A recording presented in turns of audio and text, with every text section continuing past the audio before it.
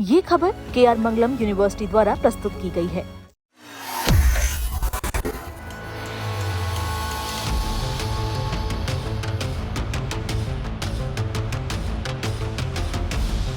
पश्चिम Asia में बढ़ते तनाव के बीच देश में महंगाई ने आम आदमी की चिंता और बढ़ा दी है।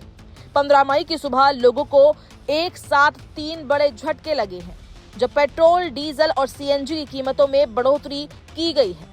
पिछले करीब 4 साल से स्थिर चल रही ईंधन कीमतों में अचानक हुए इस बदलाव ने हर घर के बजट को प्रभावित करना शुरू कर दिया है। सुबह जैसे ही नई कीमतें लागू हुई, कई शहरों में पेट्रोल पंपों पर लंबी कतारें दिखाई दी।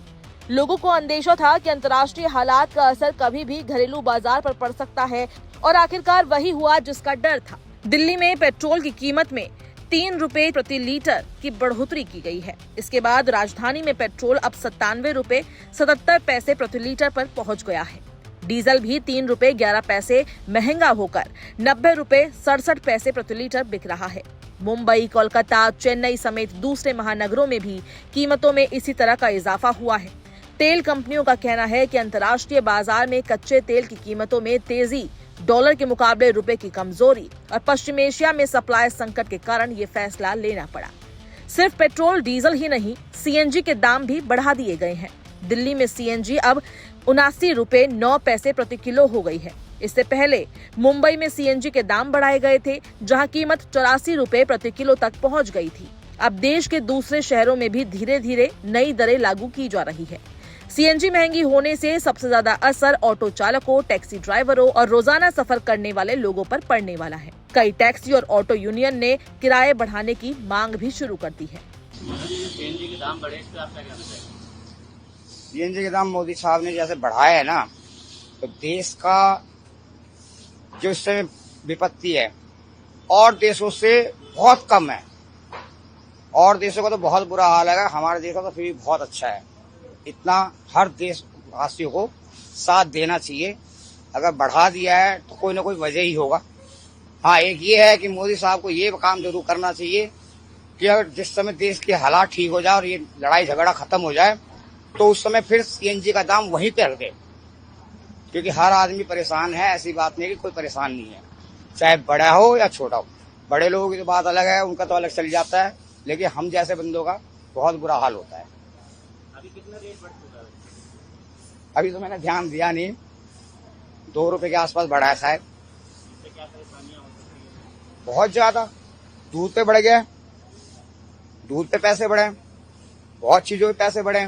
अब इसमें बजट इतना खराब हो जाता है हमारा, इतना कमाई हमारी उतनी है, उससे ज्यादा नहीं है। जो भी कमाएंगे, चाहे 1000 कमाए या 2000 कमाए, उससे ज्यादा लेके जाएंगे नहीं। बजट हमारा उतना ही उतना है। एक टाइम था जिस टाइम पे हम लोग कुछ पैसे बचा लेते थे, आज के टाइम पे बचता नहीं है। आप मानो ना मानो, मैं यूं कहोगे तो ये गाड़ी अगर यहाँ खड़ी है तो इस वजह से खड़ी है कि मैं वहां पे 50 रुपए नहीं दे पाया हूँ। किसी को फोन करके बुलवाया है कि 50 रुपए दे देने के लिए, क्योंकि मेरा पेटीएम में है, पेटीएम काम नहीं कर रहा है और मेरे पर्स में पैसे हो गए खत्म। 200 रुपए 253 रुपया है, वो दे दिया, बाकी के पैसे नहीं दे पाया। तो किसी को बुलवाया तो दिया है। तो ये वो वाली बात है कि पैसे होते सोते भी आदमी कुछ नहीं कर सकता। रेट जो बढ़ा है ना, इस पे तो हम लोग का काम प्रभाव पड़ चुका है बहुत। मतलब देखिए, सवारी तो जितना रेट बढ़ा है ना CNG का, उतना तो पैसा दे नहीं रहा है। हम लोग ओला, उबर, रैपिडो चलाते हैं, उसका भी पैसा अच्छा नहीं है, क्योंकि सब बाहर की कंपनी है, ये मनी पैसा देता है। और किलोमीटर जो हमारा दिल्ली गवर्नमेंट का जो मीटर है ना, उससे भी बहुत कम पैसा दे रहा है प्रेजेंट टाइम में ओला, उबर, रैपिडो। और गैस का तो यही बढ़ गया, 2 रुपया सीधा बढ़ गया। पहले था पेट्रोल तो हम लोग यूज नहीं करते हैं सर, तो उसका रेट नहीं मालूम है। और गैस जो हम लोग प्रवासी मजदूर जो बाहर से आए हुए हैं, दिल्ली में रहते हैं, उनके लिए सर हम लोग के लिए बहुत ज़्यादा डिफिकल्ट है यहाँ पे, मतलब रहना, खाना बनाना।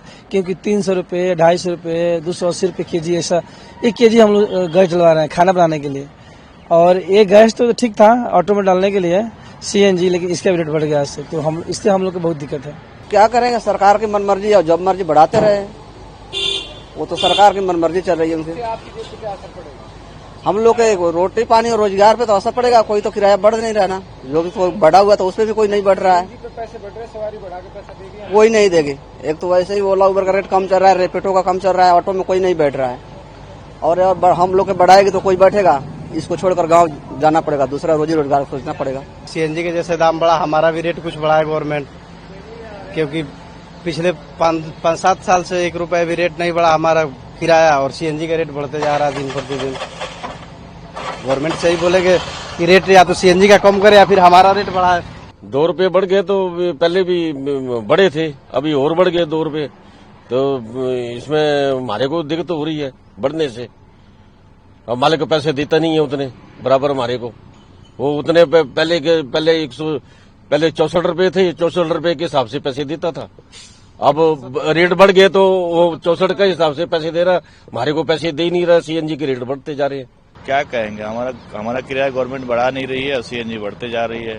सवारी से 5-10 रुपए एक्स्ट्रा मांगो, सवारी चिढ़ जा रही है। मैं क्यों दूं भाई? पेट्रोल पे भी 3 रुपया बढ़ा है, इसके बारे में क्या कहें? पेट्रोल पे तो हमारी है ही नहीं, ये पेट्रोल भी तो बढ़ना नहीं चाहिए ना। पेट्रोल डीजल जो भी है गाड़ी चल रहे हैं तो वो भी खत्म होने वाले हैं, लग रहा है कि स्टॉक खत्म हो रहे हैं। अब मोदी जी कह रहे हैं कि अब कम चलाओ गाड़ी, कम पेट्रोल खर्च करो।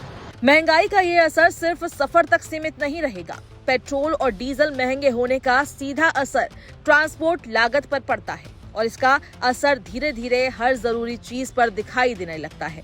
सब्जियां, राशन, फल और रोजमर्रा के दूसरे सामान की कीमतें बढ़ सकती है। ऐसे में आम लोगों की चिंता और बढ़ गई है, क्योंकि बीते 2 दिनों में पहले दूध महंगा हुआ और अब ईंधन की कीमतों में भी बढ़ोतरी हो गई है। दरअसल अमूल, मदर डेयरी और दूसरे बड़े ब्रांड्स ने दूध के दाम प्रति लीटर 2 रुपए तक बढ़ा दिए। कंपनियों का कहना है कि पशुओं के चारे, ट्रांसपोर्ट और पैकेजिंग की लागत लगातार बढ़ रही है। अब पेट्रोल डीजल महंगा होने से ट्रांसपोर्ट खर्च और बढ़ेगा, जिसका असर आने वाले समय में दूसरी चीजों पर भी देखने को मिल सकता है। यानी रसोई से लेकर सड़क तक महंगाई का असर महसूस किया जाएगा।